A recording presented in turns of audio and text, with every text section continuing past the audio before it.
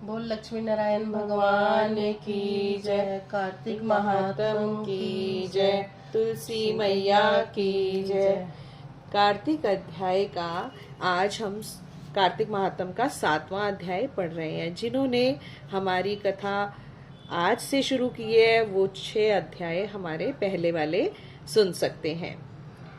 मंगलकारी श्री हरि का सच्चा नाम ध्याऊं, कार्तिक मास महात्म का 7वां अध्याय बताओ। नारद जी ने कहा, हे राजन, कार्तिक माह में व्रत करने वालों के नियमों को मैं संक्षेप में बतलाता हूँ, उसे आप सुनिए।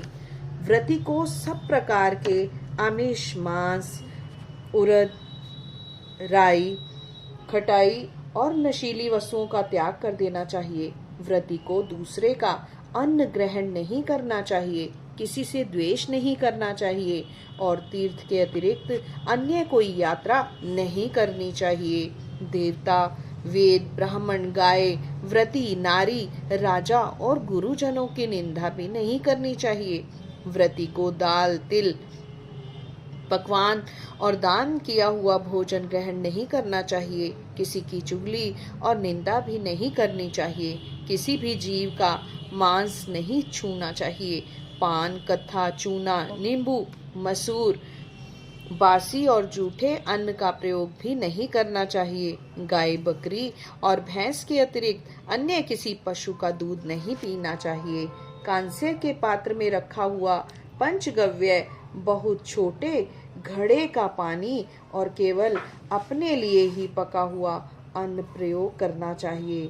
कार्तिक माह का व्रत करने वाले मनुष्य को सदैव ब्रह्मचर्य का पालन करना चाहिए। उसे धरती पर सोना चाहिए और दिन के चौथे पहर में केवल एक बार पत्तल में भोजन करना चाहिए। व्रती कार्तिक माह में केवल नरक चतुर्दशी, जिसे छोटी दिवाली भी कहा जाता है, के दिन ही शरीर में तेल लगा सकता है। कार्तिक माह में व्रत करने वाले मनुष्य को सिंघाड़ा, प्याज, मट्ठा, गाजर, मूली, काशी फल, लौकी, तरबूज, इन वस्तुओं का प्रयोग बिल्कुल नहीं करना चाहिए। रजस्वला, चांडाल, पापी, मलेच्छ, पतित, व्रतहीन, ब्राह्मण द्रोही और नास्तिकों से बातचीत नहीं करनी चाहिए। भगवान विष्णु को प्रसन्न करने के लिए अपनी शक्ति के अनुसार चंद्रायन आदि का व्रत करना चाहिए और उपयुक्त नियमों का पालन करना चाहिए। व्रती को प्रतिपदा को कुम्भड़ा, द्वितीय को कटहल, तृतीय को तरुणी श्री, चतुर्थी को मूली, पंचमी को बेल, षष्ठी को तरबूज, सप्तमी को आंवला, अष्टमी को नारियल, नवमी को मूली, दशमी को लौकी, एकादशी को परवल, द्वादशी को बेर, त्रयोदशी को मट्ठा, चतुर्दशी को गाजर और पूर्णिमा को शाक का प्रयोग नहीं करना चाहिए। रविवार को आंवला का प्रयोग नहीं करना चाहिए।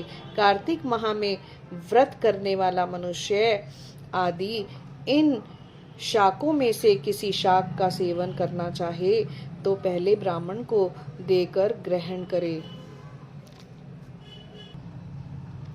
यही विधान माघ माह के व्रत के लिए भी है।